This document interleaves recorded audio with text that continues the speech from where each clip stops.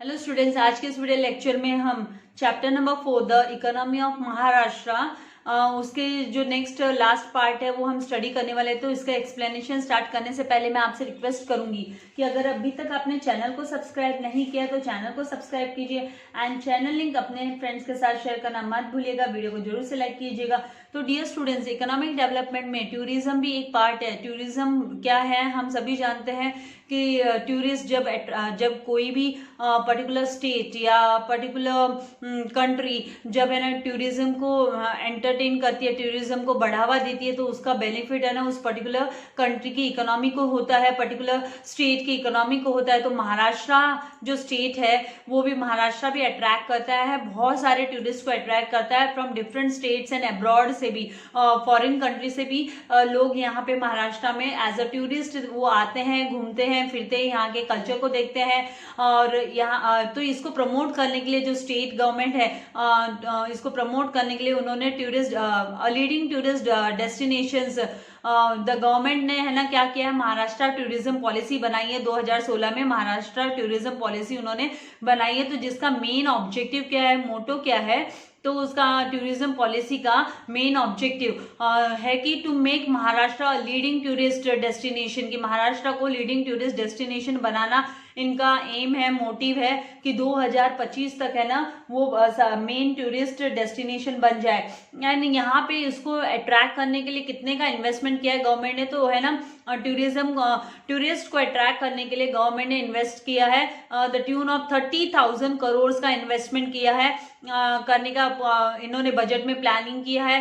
And to create 1 million additional jobs, और है ना 1 मिलियन एडिशनल जॉब्स इंडस्ट्रीज में, अलग अलग इंडस्ट्रीज में प्रोवाइड करने का, जनरेट करने का इन्होंने प्लान किया। ये इनका ऑब्जेक्टिव है टूरिज्म पॉलिसी के थ्रू। नाउ यहाँ पर महाराष्ट्र टूरिज्म डेवलपमेंट कॉर्पोरेशन, जिसे हम MTDC बोलते हैं, तो महाराष्ट्र टूरिज्म डेवलपमेंट कॉर्पोरेशन ये इज द नोडल एजेंसी है जो कि है ना इम्प्लीमेंट करती है policy, implementation of this policy in the state, जहां पर इन्होंने मतलब इसको प्रमोट किया है। तो MTDC जो है, महाराष्ट्र टूरिज्म डेवलपमेंट कॉर्पोरेशन, ये ऑर्गेनाइज करता है अलग अलग इवेंट्स, जैसे कि है ना एलोरा फेस्टिवल, आपने एलिफेंटा एंड एलोरा आपने नाम सुना होगा, एलोरा हुआ फेस्टिवल हुआ, एलिफेंटा फेस्टिवल हुआ। तो इन सबको ये क्या डिफरेंट इवेंट्स ऑर्गेनाइज कर जो MTDC है कॉर्पोरेशन है, ये एजेंसी एनकरेज मोटिवेट करती है, अट्रैक्ट करती है टूरिस्ट को। And MTDC has also launch, इन्होंने है ना स्कीम लॉन्च की है महाब्रह्म, यहाँ पर इन्होंने महाब्रह्मांड स्कीम इन्होंने लॉन्च की है, महाब्रह्मांड, जिससे कि वो है ना अलग अलग है ना एक्सपेरिमेंटल जो प्रोजेक्ट्स है, डिफरेंट एक्सपेरिमेंटल प्रोजेक्ट्स, जैसे कि है ना एग्रो टूरिज्म हुआ, विलेज टूरिज्म हुआ, देन फूड टूरिज्म हुआ, देन सफारीज हो गए, जंगल की सैर। एग्रो टूरिज्म में एग्रीकल्चरल एरियाज में टूरिस्ट का आना जाना, गाँव में आना जाना, देन ट्राइबल लाइफस्टाइल एक्सेट्रा है ना, ये एक ही रूफ के अंडर में इन्होंने लेकर आया है। महाराष्ट्र टूरिज्म डेवलपमेंट कॉर्पोरेशन ने एक ही रूफ के अंडर वन रूफ, मतलब एक ही छत का नीचे ये सारे के सारे जो टूरिज्म्स हैं इनको उन्होंने अरेंज किया है ना। मतलब MTDC के तहत इन्होंने अट्रैक्ट करने की कोशिश की है टूरिस्ट को, ताकि है ना 2025 तक है ना जो महाराष्ट्र है वो लीडिंग टूरिस्ट डेस्टिनेशन बन जाए।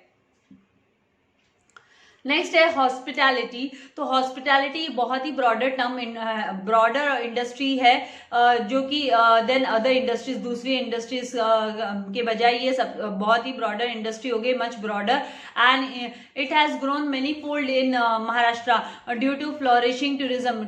ये जो टूरिज्म बढ़ रहा है, फ्लोरिश हो रहा है, ब्लूम हो रहा है, तो इसको हॉस्पिटैलिटी को भी इसने ग्रो किया है। And one of the best जो एस्पेक्ट है इस इंडस्ट्री का, ये है कि ये फोकस करता है कस्टमर्स के सेटिस्फेक्शन पे। मतलब इनका जो मेन मोटिव होता है ना, उनका मेन एम होता है कि भाई इनके जो कस्टमर्स है वो है ना सेटिस्फाई होने चाहिए इनकी सर्विसेज से। So hotel industry is one of the sectors. तो हॉस्पिटैलिटी हॉस्पिटैलिटी के अंडर में होटल इंडस्ट्री एक सेक्टर आता है, one of the sectors of hospitality industry and hotel industry.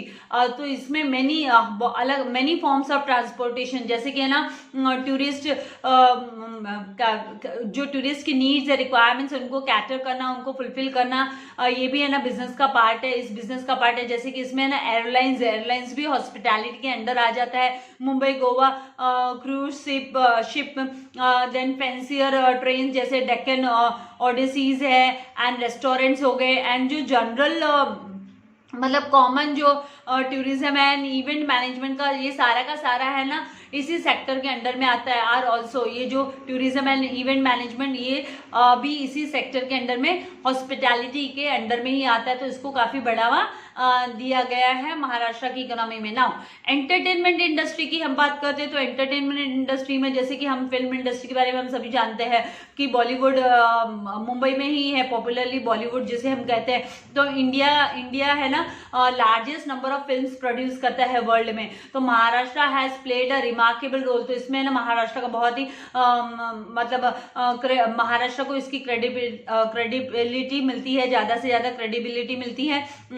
And entertainment sector है वो महाराष्ट्र, उसके थ्रू महाराष्ट्र है ना बहुत सारा एम्प्लॉयमेंट जनरेट करता है, अपॉर्चुनिटीज जनरेट करता है लार्ज नंबर ऑफ पीपल के लिए। और Kolhapur has been a worth mentioning city for regional films को लेकर। महाराष्ट्र के रीजन, यहाँ की लोकल उसको फिल्म को लेकर कोल्हापुर है ना ये इम्पोर्टेंट सिटी है महाराष्ट्र की। And Mumbai is popularly known as, Mumbai को हम बॉलीवुड भी कहते हैं। Bollywood has a great impact on the global film industry. पूरे world wide global film industry में जो बॉलीवुड का है वो खासा उसका असर है।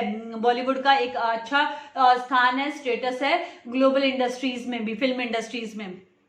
आई होप ये इंडस्ट्रीज को ये एंटरटेनमेंट इंडस्ट्री तो सभी आप लोग बड़ी इंटरेस्टिंग लेकर इसके बारे में आप लोगों को पता है कि किस तरीके से यहाँ पे हमको पता है कि ऑल ओवर इंडिया में जो फिल्म सिटीज है वो सारे के सारे ऑलमोस्ट मुंबई में है popular film cities. Now cooperative movement in Maharashtra में कोऑपरेटिव मूवमेंट्स की बात करें तो कोऑपरेटिव मूवमेंट क्या है? कोऑपरेटिव मूवमेंट है ना लार्ज नंबर ऑफ पीपल जो है ना कॉमन इंटरेस्ट के लिए, मतलब अपने एक जनरल सबके फायदे के लिए वो एक साथ आते हैं। तो कोऑपरेटिव मूवमेंट ये ग्रेटेस्ट कंट्रीब्यूशन है जो कि है ना महाराष्ट्र स्टेट ने है ना अपनी इंडिया कंट्री को दिया है कि एक साथ आ जाना, एक साथ मिलकर है ना अपने फायदे के लिए काम करना। तो यहाँ पर कोऑपरेटिव मूवमेंट ये है, ये इफेक्टिव इंस्ट्रूमेंट है in the economic development of rural areas में, इकोनॉमिक डेवलपमेंट के लिए एंड ना सोशियो इकोनॉमिक कंडीशंस को इम्प्रूव करने के लिए। जहां पर अंडर प्रिविलेज्ड जो लोग हैं जिनको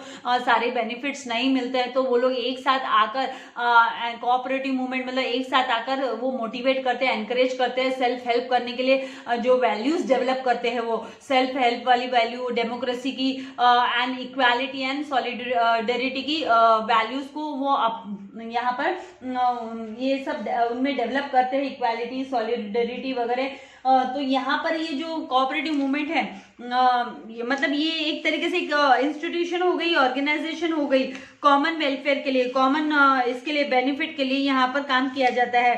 तो जैसे कि एग्रीकल्चरल उसके लिए तो सारे के सारे जो एग्रीकल्चर उस को लेकर बढ़ावा जिसको देना है तो वो सब एक साथ आ जाएंगे, दे विल कम टुगेदर, सबके फायदे के लिए वो है ना एक साथ आ जाएंगे। तो ये कोऑपरेटिव मूवमेंट है वो बहुत ही है ना कारगर सिद्ध है। जहां पर मतलब जो अंडर प्रिविलेज लोग हैं जिनको बेनिफिट पूरे नहीं मिल पाते हैं तो ये है ना इससे इनको हेल्प हो जाती है एंड उनमें फिर है ना एक यूनिटी भी डेवलप हो जाती है। तो अभी जस्ट हम देख रहे हैं कि कैसे है ना ये जो फार्मर्स है उनका एजिटेशन चल रहा है, आंदोलन चल रहा है, तो वो सब एक साथ आकर उनमें यूनिटी है। तो यूनिटी से वो अपने they promote the certain values की, उनमें जो सेल्फ हेल्प जैसी वैल्यू हो गई, डेमोक्रेसी हो गई, ये सब का जब कोऑपरेटिव मूवमेंट एक साथ आगे आकर वो किसी चीज को काम करने देख रहे हैं, अकम्प्लिश करने देख रहे हैं तो उसमें ना सबका फायदा, सबका वेलफेयर है। Now cooperative movement in Maharashtra ये है ना मेनली है ना एग्रीकल्चरल क्रेडिट को लेकर, मतलब लोन, एग्रीकल्चरल फैसिलिटी लोन को लेकर है। बट बाद में पहले स्टार्टिंग में ही एग्रीकल्चरल क्रेडिट को लेकर कोऑपरेटिव मूवमेंट स्टार्ट हुआ था बाद में कोऑपरेटिव का मतलब ही वही है ना, सब साथ मिलकर आना एक कॉमन वेलफेयर के लिए। तो उसके बाद में ये एक्सटेंड हो गया अदर सेक्टर्स में भी, जैसे एग्रो प्रोसेसिंग में कोऑपरेटिव मूवमेंट हो गया। एग्रो जैसे यूनियन कैसे होती है, ट्रेड यूनियंस कैसे होती है, वैसे कोऑपरेटिव मूवमेंट्स एग्रो मार्केटिंग हो गया, शुगर कोऑपरेटिव्स हो गया, फिशरी कोऑपरेटिव सोसाइटीज हो गए, देन कोऑपरेटिव डेयरी सोसाइटीज हो गए। तो ये सारे तो ये जो है ना, ये वॉलेंट्री एसोसिएशन हो गई लोगों की, जो है ना काम करते हैं इकोनॉमिक एक्टिविटी, इकोनॉमिक ऑब्जेक्टिव के तहत। मतलब भाई उनको पैसा अर्न करना है, और यहाँ पे कोऑपरेटिव सोसाइटी ये नॉट प्रॉफिट ओरिएंटेड है, बट इसकी जो बट ये सर्विस ओरिएंटेड। हाँ, ये प्रॉफिट मतलब ये जो कोऑपरेटिव सोसाइटीज जो बनती है, कोऑपरेटिव मूवमेंट मतलब कोऑपरेटिव सोसाइटीज है, ये लोग है ना कोई प्रॉफिट अर्न करने का काम नहीं करते, लेकिन ये सर्विस प्रोवाइड करते हैं, अंडर प्रिविलेज लोगों को सर्विस देने का काम करते हैं। उनका सब यहाँ पे अभी textile industries, then housing societies हो गए, कंज्यूमर स्टोर्स हो गए।